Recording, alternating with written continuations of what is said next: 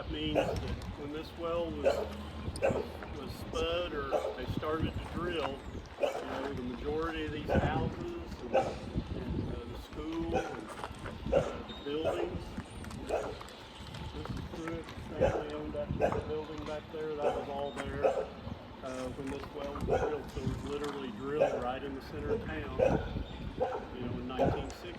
So, the equipment was here. I'm sure it wasn't just, rig or anything. The street may not be quite as wide. I don't know. But they drilled the well, and as they drill, they run in drill pipe, and there's a bit on the end of it, and it turns, and it drills on down. Drilling mud goes down the inside, comes up the outside, carries the cuttings up from the bit to the surface. There's a geologist out here that looks at the samples and sees if he sees any oil. They put them under a microscope and a black light. And literally, if there's an oil show under a black light, it's going to show up yellow, and that's where the black gold comes from. So, it is literally black gold when you look at it underneath the microscope. And, they're looking for rocks similar to this. This is actually a piece of sandstone. This well was drilled to about 2,100 feet deep. The 2,100 feet catches the Tar Springs formation, what we call the Tar Springs, at about 2060 feet. And so, there's gonna be oil in rock just like this. You guys can pass this around, and you can actually smell oil on that rock as if you like, you can smell oil. If you looked at that down in a microscope, you'd actually be able to see down in those sand grains, and you could see with a powerful enough microscope, you could see void spaces down in that rock, and those void spaces are called porosity. So porosity, I mean, even if you look at this fence, each one of these little spaces could be visualized as porosity, where material could go. Also within that rock is the ability for fluid to flow through the rock. So permeability is the ability for a fluid to flow through a porous medium. And so we're drilling down through the rock. They pull the drill pipe out, and what happens then is we come in and we run a suite of what we call open hole logs. And this is a porosity log, so it's measuring the porosity that's in the rocks as we drill. And so if we take a look at that, you start seeing that this is where there's surface casing, and so the tools don't reach through the surface casing. But as you go down 300, 400 feet, you see some porosity here, about 600 feet, and you see some additional things going on, and then you see something like this. Well, this is coal. This is coal. So there's two shows of coal. This one's fairly thick. It's about 6 foot thick. Not quite tall enough to stand up in. This one may be about 3 feet. Down here's another bench of coal. And so you can actually see coal on these logs. And every squiggly line on this log represents a number. And so with all of the technology that we have, we convert these squiggly lines into numbers. They give me and the geologist and geophysicist what's called a LAS file, and it can be in an Excel spreadsheet. And I may have like 40,000 rows of data that comes out of a log like this. And so down here, I'm skipping a little bit, but down here, this is measured every foot per foot. So less than 1 inch of data is getting recorded down here in this part of the log. This one up here is recorded every 6 inches. And so If we want to look at the Tar Springs in this well, which it's over by Grayville, we have to come down here to about 2,450 feet. And you see this nice little bit of porosity here. That's your Tar Springs. And so the Tar Springs is right here. Same zone name, same type of rock, and the drawers identify that. You know, then if you go on down, you've got all sandstone until you get down here to just below this interval here, which is called the oval.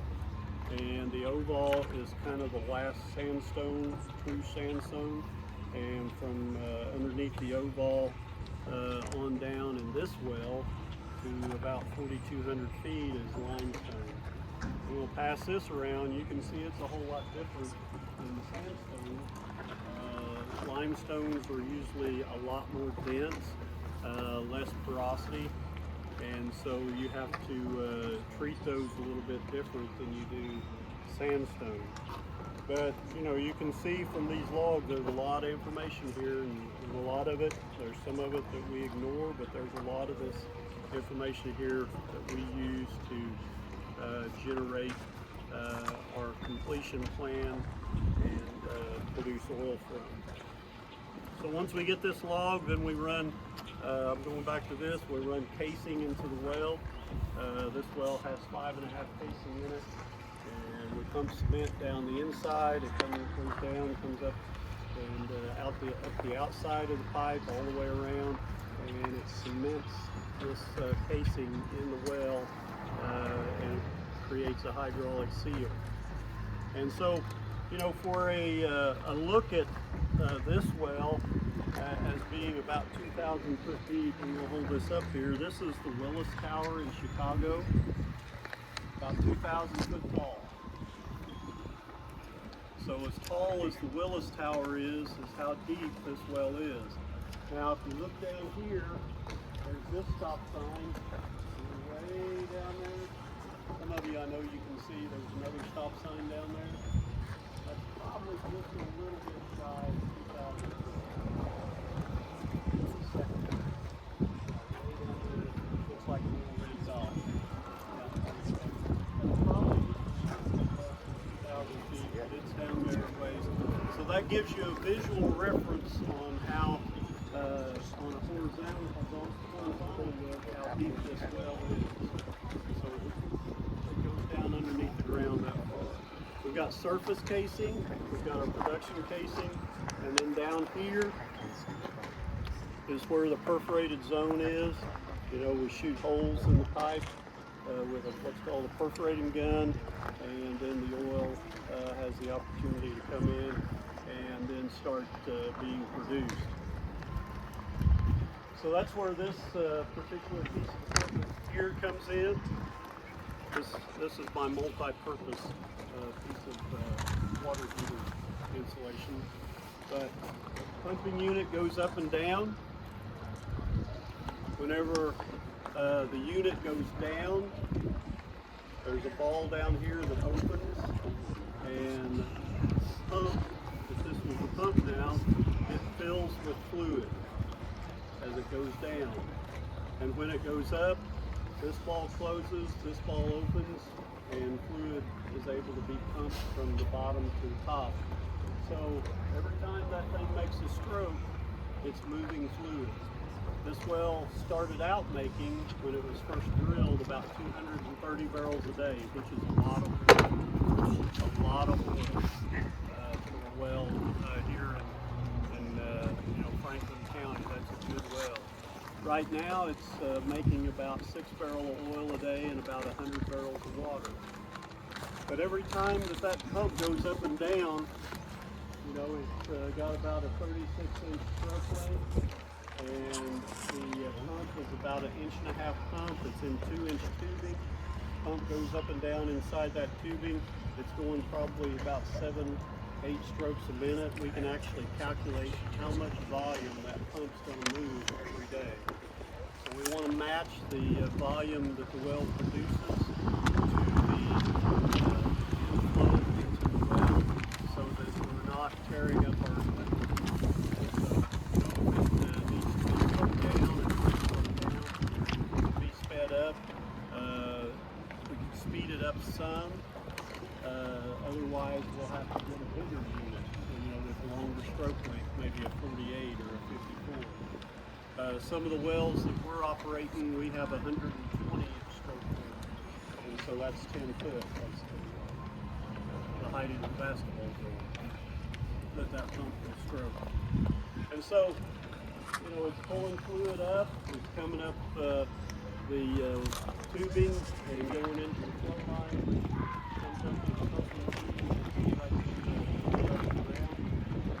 And it goes into the flow line. As it goes into the flow line, it's still all mixed together. And it comes over here to this black 5x20 separator, which is kind of represented by this model here. And so this is exactly what's going on within this separator. You've got oil on top, you've got water on bottom. Does anybody know why the oil's on top? Pardon? And it rises to the top and falls. You're right, but it has less specific gravity, so it's less dense. So the specific gravity of oil is maybe 0.6, 0.5. The specific gravity of water is 1. Salt water is going to be anywhere from 1.05 to 1.1. Some salt waters in some areas are even higher than that. So that's why oil floats on top of water. The water goes into a water tank, and those are represented here. The oil goes into the oil tank, and so it's separated out. The water gets hauled off, and then these are 210 barrel tanks, making about 100 barrel a day, and so they're hauling a tank of water off here about every day. And you've got capacity for about 400 barrels, so you might be able to make it on the weekend if you've got everything coming down. Haul it, and you can go the weekend, then you've got to haul a couple of loads on Monday to haul back up. So, the water, when they haul it gets hauled to a disposal well or an injection well. We have two types of disposals actually, and I hadn't talked as much about this, but we've got injection or enhanced recovery, because we can, as you produce these wells, the pressure gets reduced on the reservoir, and you need to repressure to move more oil. So you can do that. You can put water in behind there, but regardless, the water that's produced goes back into the ground where it came, and then there's no surface disposal. So, again, about 3-4 days on water is all the tank capacity you have. So you're hauling that. To haul this water, because there's no disposal that's close by here, it's not hooked up. We don't have any injection plant or anything, so they're hauling this water. So if you're hauling 100 barrels a day, over a month's time, that's 3,000 barrels, and it'll cost you about $2 a barrel to dispose of that water. So about $6,000 a month is what it costs to haul that water. Okay, so that's an expense. So on the revenue side, we've got 6 barrels a day going into the oil tanks, and so in a month's time, that means you get about 180 barrels of oil, and it's about $70 a barrel. 6 barrel a day is a little over $400, so $420 a day for oil revenue, and 30 days plus or minus, you're looking at a little over $12,000 of revenue, which is $6,000 you've already spent, but you have a lot of water. So then you've got your royalty owners, and Mrs. Pruitt is a royalty owner in this well. Puckett. Okay. Yeah. They don't know what Pruitt is. Yeah. And I said Pruitt earlier too, didn't I? Yeah. But Mrs. Puckett is a royalty owner in this well, and so she gets a portion of the revenue before all of the expenses coming out. So she's got a little bit coming in there. A royalty owner, the typical royalty owner share is 12.5%. So 12.5% in of $12,000. You know, it's going to be somewhere around $1,000, a little bit more a month, but that gets shared among all the royalty owners. So, you know, they may get a check of a few $100s a month. The other expenses that take place on this kind of operation, and I think maybe not even left, I don't know, there was quite a bit we noticed pulling away, but there's a well tender, or what we usually call a pumper, that comes out, checks the well, gauges the tanks every day, makes sure everything's doing good. You don't have any leaks, you don't have anything that breaks down. You know, he greases the pumping unit, makes sure the motor and the belts and everything are all good, and that's his job. The tank truck will come and haul off the water, and that's his job. So you've got a couple of folks here that is involved in the day-to-day operation, but back in the office you've got sometimes you've got a production engineer and folks like Casey Lampley, if you know him. He's looking at the production on this well. The pumper saying, hey, this well yesterday and for the last 5 years has made 6 barrels a day, but today when I gauged it, it's only showing that it made 2 barrels. So that triggers something and says, hey, you know, we've got potential for something to be wrong, and you kind of monitor those things.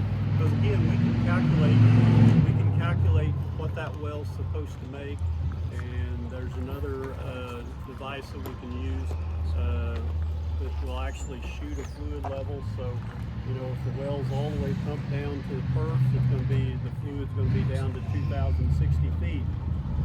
But the fluid may also be high in the well. It may be at 1,000 feet.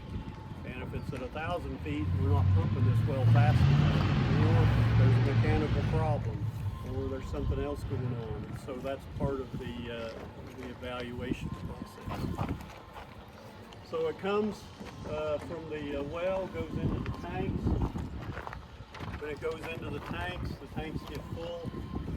There's another truck that comes in that pulls up right here, and it hooks up a hose to that valve in that little pod container there, containment, and it offloads or unloads the crude oil from the tank into the truck, and then it gets hauled to the refinery. The crude oil as it is, you know, this is some crude oil in this bottle. The crude oil as it is not very useful. In fact, you know, to use it for anything is not going to work. So it gets taken to the refinery, and the refinery breaks it down, much like Seth said, inside into all the products that we use, the fuel that we put in our car, the diesel that goes in the tractors that our farmers out in the county farm with, the trucks that go up and down the interstate, and the trucks that go through town and make deliveries to various places. A lot of those are diesel. So all of those fuel items come out of there, and then also everything else that basically we use. This piece of foam that goes around the water heater line that I cut off to use in my demonstration. You know, a lot of this is made from petrochemicals. Every single one of your shoes has petrochemicals in them. Even the leather shoes will have some petrochemicals involved in there. If nothing else, the shoelaces and the tips on the shoelaces. And a lot of our clothing, you know, this heat clothing here that helps keep it cool when the breeze blows, it's petrochemicals. A lot of your hoodies, hats, and everything else are made from petrochemicals.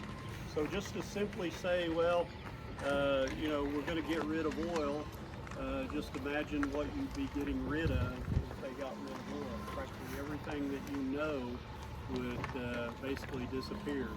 The grass would still grow, the trees would still grow, but you know, all these power lines that are covered with insulation, these tanks, you know, even the ability to cut those telephone poles and haul them here and get them here, all those shingles, siding, vinyl siding, all from Petro. So just to simply say that, yeah, we'll get rid of crude oil, we don't need it anymore because everything's going to be electric. Just think about that a little bit, because you'd be giving up a lot of your items today that you really need. We're in the United States, we consume about 20% of the world's energy, and that's total. We're about somewhere around 3.5% of the world's population. So us, as 3.5% of the world's population, using 20% of the world's energy, we're energy users. We're energy hogs, if you will, because we like it. Yeah, I just got a text. Hallelujah. You know, I mean, what would I do? Our watches and all. So I guess we're about out of time. I was just getting on a roll. So, any questions real quick? You said it costs about $2 a barrel to get rid of the water. How much does it cost to transport the oil? That goes into part of the cost. There's a cost differential between what NYMEX stock market type prices are and what's called basin posted. It's about, and it varies because of distance, but that differential is about $7 a barrel. So that cost is included in that, along with all the refining costs and everything else. Good question. Thank you. Thanks.